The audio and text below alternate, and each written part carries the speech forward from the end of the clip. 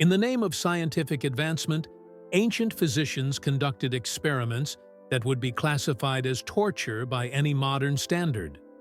Prisoners were dissected while still conscious. Condemned criminals became test subjects for poisons.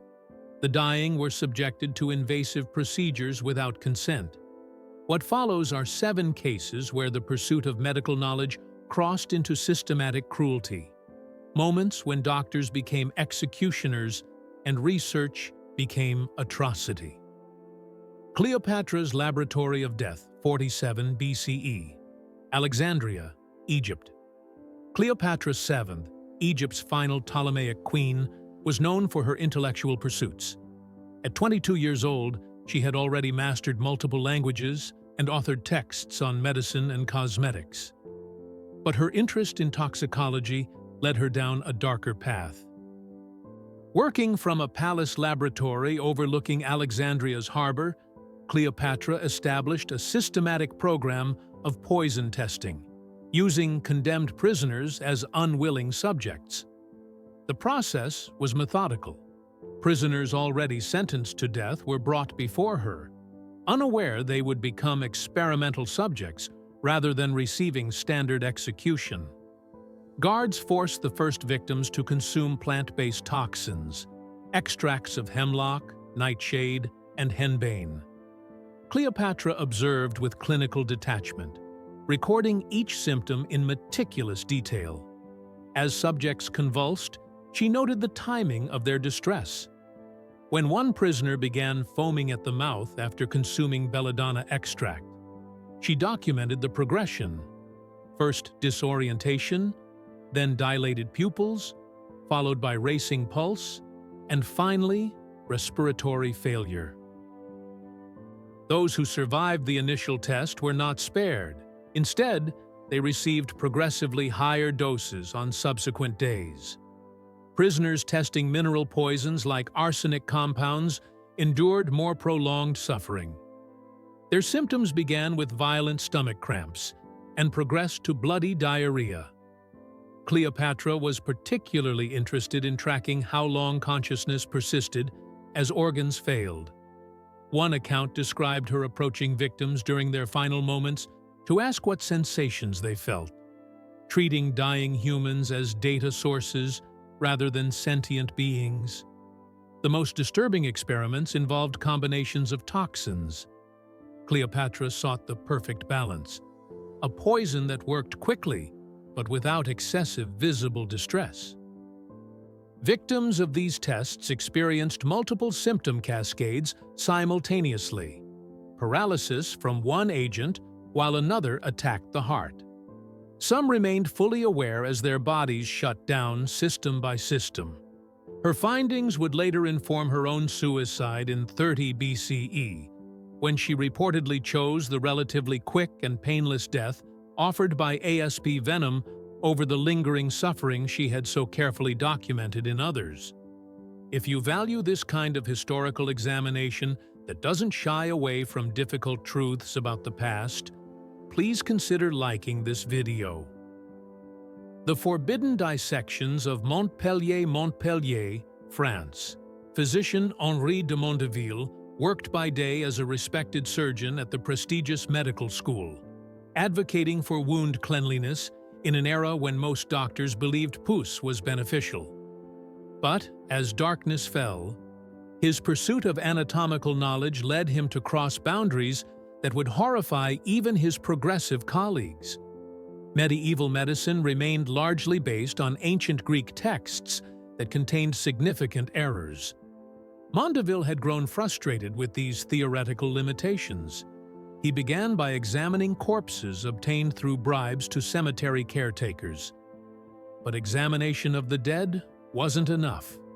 His observations contradicted Galen's thousand-year-old assertions about anatomy, the positions of organs, the pathways of blood vessels. They didn't match the accepted texts. Witnesses later claimed Mondeville paid city guards for access to prisoners condemned to die. Instead of public execution, these unfortunates were brought to a stone cellar beneath his residence. There they were bound to wooden tables.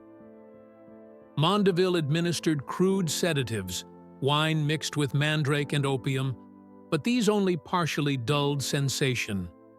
The subjects remained conscious. Using specialized knives imported from Damascus, Mondeville made precise incisions across the abdomen. The skin was retracted with hooks, exposing the internal organs of still-living subjects. As they gasped and struggled against their restraints, he observed the movement of their intestines, the pulsing of blood vessels, the expansion and contraction of lungs. He inserted probes to trace nerve pathways, noting when certain touches caused specific muscles to spasm. Most disturbing were Mondeville's cardiac observations. He documented how the heart continued beating even as his subjects weakened from blood loss and shock. Some remained conscious for over an hour, as he methodically examined their exposed organs, taking detailed notes on parchment with blood-splattered hands. Their fading questions and pleas were recorded as distracting but scientifically noteworthy vocalizations. The knowledge gained about nerve pathways, blood circulation, and organ function would contribute to surgical advances. But the method violated every principle of medical ethics, turning healing into systematic torture. Plague experiments in Avignon, France. As the Black Death swept through Europe, physician Guy de Chauliac faced an unprecedented medical crisis. While most doctors fled, de Chauliac stayed, serving as personal physician to Pope Clement VI. As the disease killed nearly two-thirds of the city's population, de Chauliac's desperation drove him to turn suffering patients into unwitting test subjects for unproven treatments. His position gave him unlimited access to the sick and dying. He began documenting different manifestations of plague, distinguishing between bubonic and pneumonic forms. But observation quickly gave way to experimentation. In the papal palace's lower chambers, he established what he called investigation rooms, where the most desperate patients were brought for treatment. The first experimental treatments involved bloodletting. De Chauliac methodically varied the amount of blood drawn from each subject, noting precisely how quickly they died afterward. Some lost consciousness immediately, as their already weakened bodies couldn't sustain further fluid loss. Others lingered for hours, their breathing growing increasingly labored as they watched their life drain into collecting bowls. When bloodletting proved ineffective, de Chauliac moved to more invasive procedures. He lanced buboes, the painful lymphatic swellings characteristic of plague, and applied various substances directly into the wounds. Some patients received poultices of dried toads. Others had mercury compounds packed into their open sores. The mercury subjects reported intense burning sensations before developing tremors and losing control of their bodily functions. His most disturbing experiments involved primitive respiratory treatments for pneumonic plague victims. Those struggling to breathe had tubes forced down their throats, while various vapors were pumped in. Subjects inhaled concentrated vinegar fumes, herbal smoke, and even heated urine. Many suffered immediate spasms of the throat, effectively choking while fully conscious. Those who survived this initial shock experienced chemical burns to their respiratory passages, making each subsequent breath more painful than the last. De Chauliac meticulously recorded each failed approach, justifying the suffering as necessary for medical advancement. Most subjects died within hours of his experimental treatments, often more quickly and painfully than they would have from plague alone. Vivisection in Alexandria, 3rd century BCE. Alexandria, Egypt. The magnificent library of Alexandria attracted scholars from across the known world, including 2 physicians whose names would become synonymous with both medical advancement and extreme cruelty. Herophilus and Erasistratus, Greek physicians working under the protection of Ptolemaic rulers, conducted what many consider the most disturbing experiments in ancient medical history. Unlike their predecessors who relied on animal dissection, these men gained permission from King Ptolemy I to perform dissections on living humans. Their subjects were criminals condemned to death, handed over by authorities as already dead in the eyes of the law. Historical accounts estimate that between 300 and 600 individuals underwent vivisection during this period. None survived.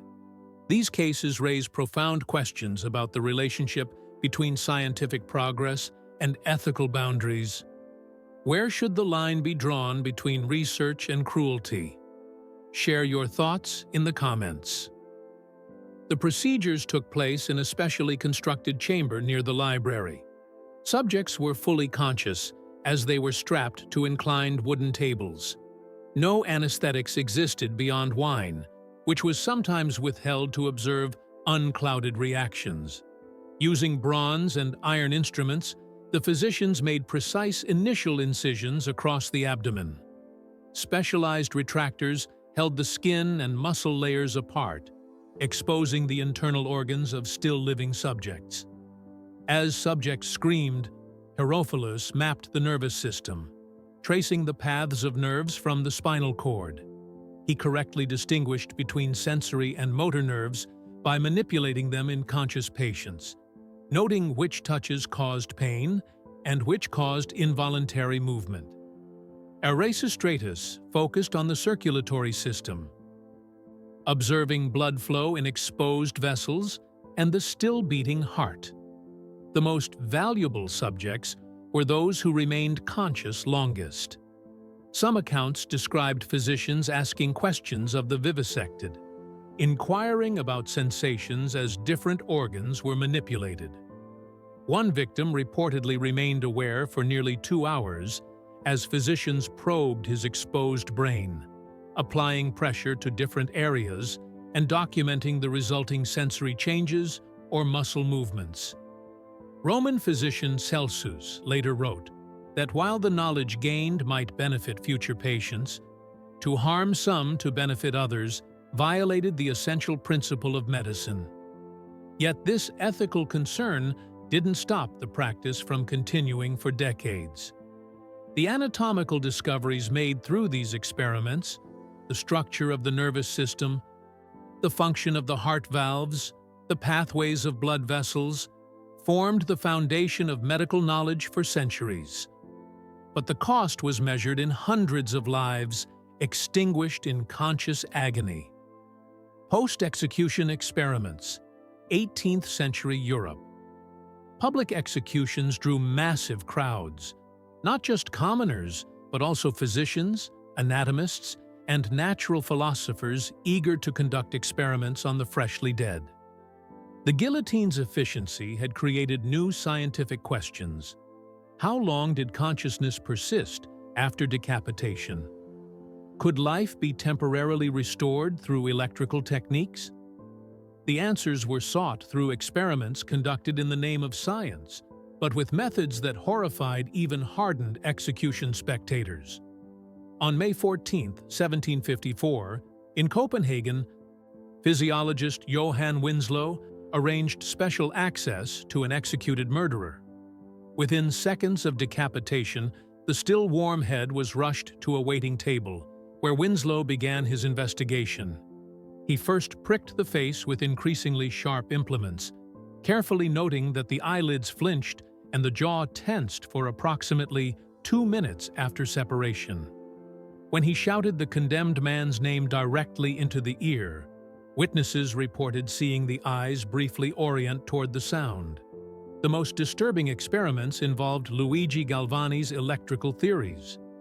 In Paris, during the Reign of Terror in 1793, as the guillotine produced a steady supply of executed criminals, physician Pierre-Jean-Georges Cabani applied electrical currents to severed heads within moments of the blade's fall. The first application caused the eyes to open wide, giving what observers described as a look of bewilderment. The second caused facial muscles to contract into expressions resembling anger or extreme pain. One head reportedly moved its lips as if attempting speech for nearly 4 minutes after separation. Experiments on the decapitated trunk proved equally unsettling. When electrodes were applied to the exposed spinal cord, the arms jerked upward as if reaching for the missing head. Stimulation near the heart caused rhythmic contractions even after the organ had stopped naturally. The most controversial question remained consciousness. German physiologist Samuel Thomas von Semmering conducted a series of tests specifically to determine awareness after decapitation. He applied various chemical irritants to exposed brain tissue while watching facial responses.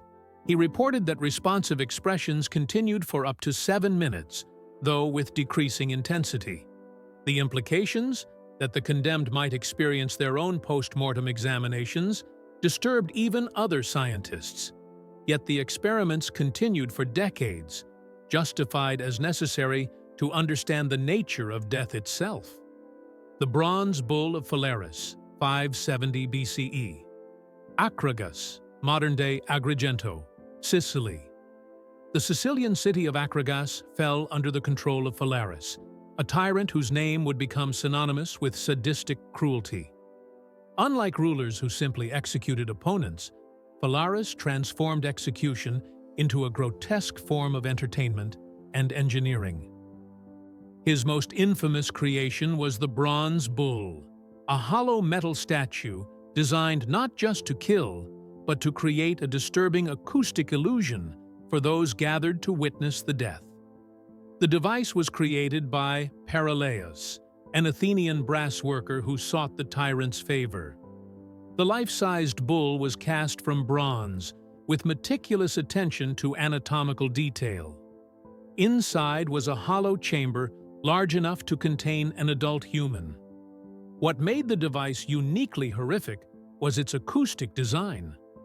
A series of tubes and pipes connected the interior chamber to the bull's nostrils and mouth. These were calibrated to transform human screams into sounds resembling a bull's bellows. When a victim was condemned to the bull, they were forced through a door in the side of the statue, which was then sealed shut with bronze bolts. Beneath the bull, attendants built a fire. As the metal heated, the person inside first felt warmth, then increasing heat, and finally the searing pain of contact with metal hot enough to cause immediate burns. There was no quick death, no loss of consciousness from smoke. The pipes that carried their screams also provided just enough air to prolong suffering. Victims first attempted to avoid touching the metal, contorting their bodies to minimize contact. But as the entire chamber heated, this became impossible. Their skin adhered to the superheated bronze. According to accounts, most victims remained conscious for over 20 minutes as their bodies literally cooked from the outside in. Their screams, distorted through the acoustic pipes, entertained gathered crowds who heard only the bellowing of a bull rather than human agony. Ironically, Paralaeus himself became the device's first victim. After presenting his invention, Phalaris ordered the creator placed inside to test its effectiveness. Some accounts claim Phalaris had him removed before death, only to then execute him by other means. Others state Paralaeus perished fully in his own creation, experiencing firsthand the suffering he had engineered for others. Tunica molesta, the shirt of flame, 1st century CE, Rome. During the reign of Emperor Nero, Rome's Circus Maximus hosted spectacles of unprecedented cruelty. Among the most horrific was the execution method known as tunica molesta, the annoying shirt. This form of execution transformed human beings into living torches, combining public entertainment with a methodical exploration of how the human body responded to progressive immolation. The process began with careful preparation. Condemned prisoners, often Christians, political dissidents, or those who had committed crimes against the state were first stripped and then clothed in a specialized tunic. Unlike ordinary fabric, this garment had been soaked for hours in a mixture of highly flammable substances: pitch, pine resin, sulfur, and naphtha, a naturally occurring petroleum substance that adhered to skin and resisted extinguishing with water. Once clothed in this fatal garment, victims were led into the arena. Metal collars were locked around their necks, attached to iron stakes driven into the ground. These restraints were carefully positioned to ensure victims remained standing throughout their ordeal, preventing them from attempting to smother the flames by rolling on the ground. As night fell, executioners approached with torches. The ignition typically began at the hem of the tunic. The specialized mixture created flames that spread slowly upward, consuming clothing and flesh in progressive stages. Medical observers noted that victims remained fully conscious during the first stages of burning. The initial minutes brought the agony of superficial burns as fire consumed outer layers of skin. As flames climbed higher, victims experienced escalating pain as deeper tissues were affected. Many tried desperately to tear off the burning garments, but the adhesive nature of the mixture made this impossible. The pitch bonded to their melting skin, creating a self-perpetuating fuel source from the victim's own body fat. Roman physician Galen documented that consciousness often persisted for 6 to 8 minutes into the burning process. Victims could be heard screaming coherently, often pleading or praying, even as their lower extremities were reduced to charred tissue. Eventual death came not from burns alone, but from a combination of shock, fluid loss, and asphyxiation as flames reached the face and smoke filled the lungs. Throughout the process, the victim's immobilized position ensured maximum visibility for the gathered crowds who watched as human beings were methodically transformed into ash and bone fragments over a span of approximately 20 minutes. The cost of knowledge. These 7 cases span over a millennium and 3 continents, yet they share common characteristics: the dehumanization of subjects, the pursuit of knowledge without ethical constraints, and the rationalization of cruelty as scientific necessity. Some of the knowledge gained proved medically valuable. Herophilus and Erasistratus's discoveries about the nervous system and circulatory system formed the foundation of anatomical understanding for centuries. De Chauliac's plague observations, despite his brutal methods, contributed to eventual understanding of the disease. But at what cost? The subjects of these experiments were overwhelmingly the powerless: condemned criminals, enslaved people, religious minorities, the desperately ill. They had no voice, no choice, no protection. Their suffering was justified by their low social status and the presumed greater good of medical advancement. Modern medical ethics emerged partly in reaction to these historical atrocities. The Hippocratic principle of first, do no harm, gained new urgency after centuries of physicians who harmed in the name of healing. Contemporary requirements for informed consent, ethical review boards, and protections for vulnerable populations represent humanity's attempt to ensure such experiments never happen again. Yet the fundamental tension remains. How do we balance the pursuit of knowledge with respect for human dignity? How much suffering is justified by potential benefits to future generations? Where is the line between research and torture? These ancient physicians would argue they were advancing science, pushing boundaries, serving the greater good. Their subjects, if they could speak, might offer a different perspective. The bodies they left behind, documented in ancient texts, recorded in medical treatises, remembered in historical accounts, stand as evidence that the pursuit of knowledge untempered by ethics and compassion, becomes indistinguishable from cruelty. If this examination of the darker side of medical history provoked thought, please like this video, share your reflections in the comments, and subscribe for more historical documentaries that confront difficult truths about humanity's past. Thank you for watching.